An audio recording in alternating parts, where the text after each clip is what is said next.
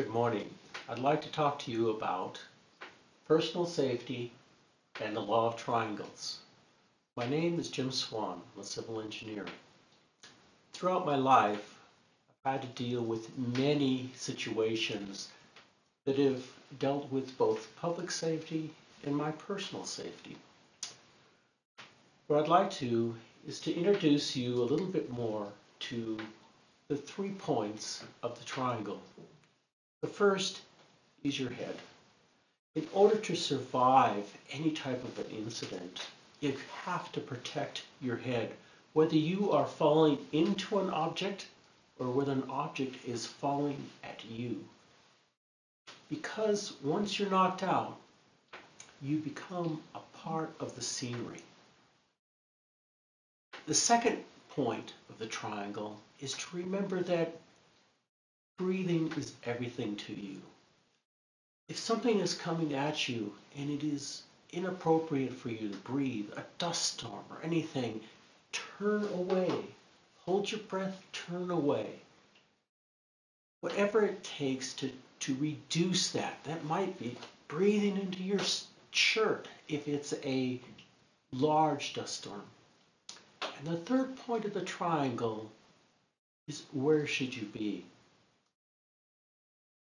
You don't want to be in the crushable object.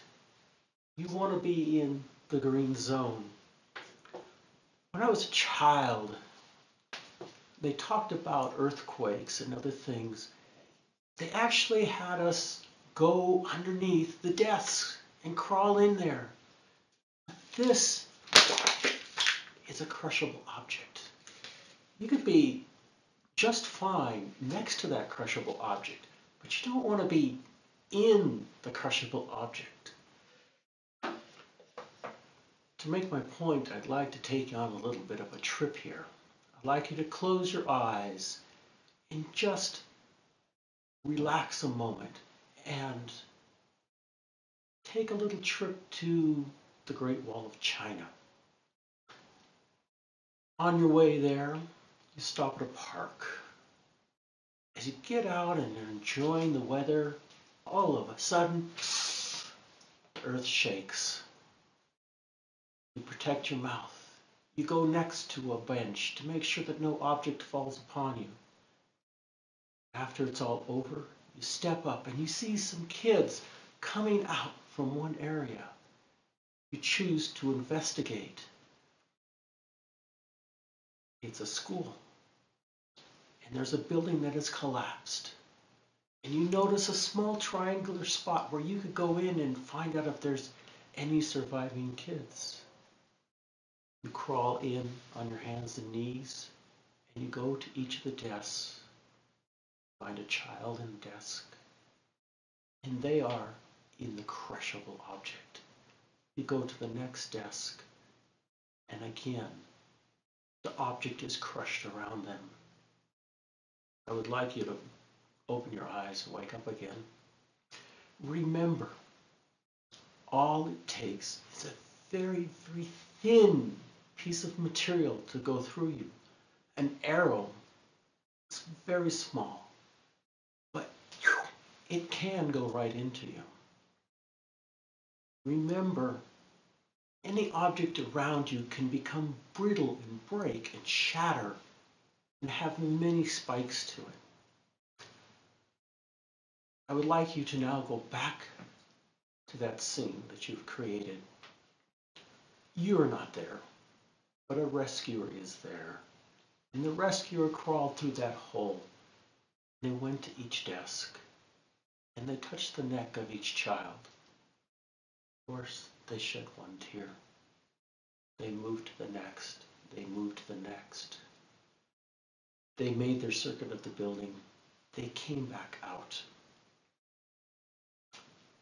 They shook their head in sorrow.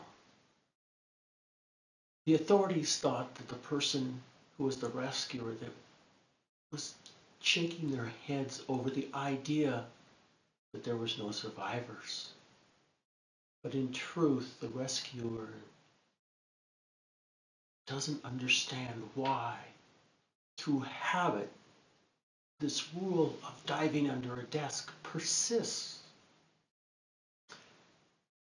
You want to save yourself. Have to do number one, protect your head. Because if you can't think, you don't know where to go. You must protect your breathing.